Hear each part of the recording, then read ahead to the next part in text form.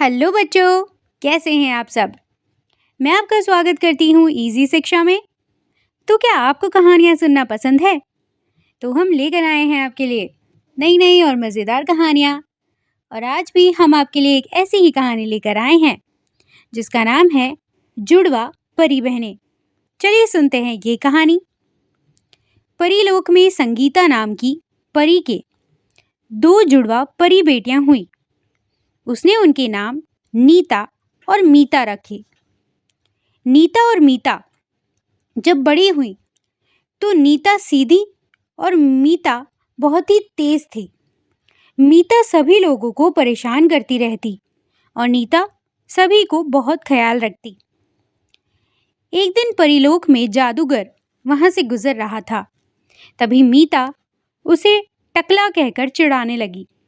तब जादूगर संगीता के पास उसकी शिकायत करने जाता है। तब मीता कहती है कि ये मैं नहीं थी, वो तो नीता होगी। माँ, आपको तो पता है मैं पूरा दिन यहीं पर थी। ऐसा कहकर मीता बच जाती है।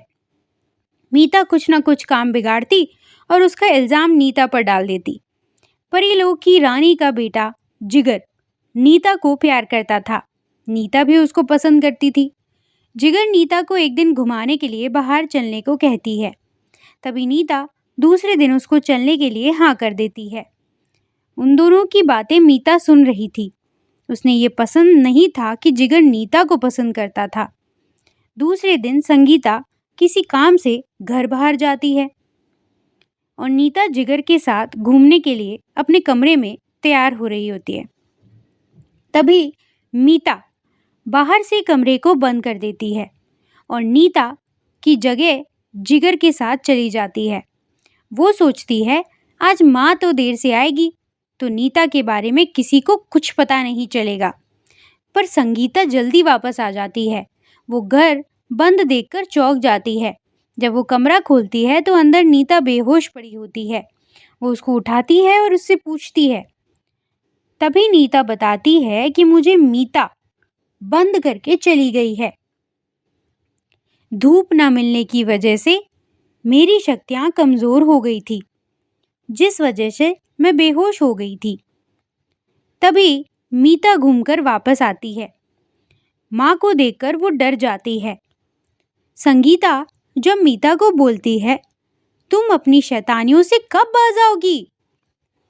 तुम्हारी वजह से आज नीता बेहोश हो गई थी। उसे कुछ हो जाता तो तुम क्या करती? बचपन में तो तुम ऐसी नहीं थी, अब ऐसी कैसे हो गई हो?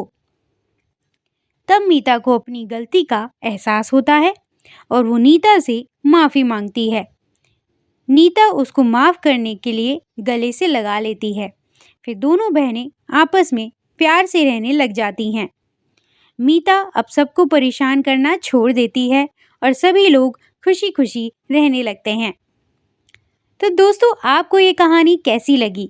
अगर आपको ये कहानी पसंद आई हो तो इस वीडियो को लाइक ज़रूर करें और हमारे चैनल को सब्सक्राइब करना मत भूलिएगा, ताकि जब भी कोई नई कहानी आए तो आपको उसका अपडेट ज़रूर मिल जाए।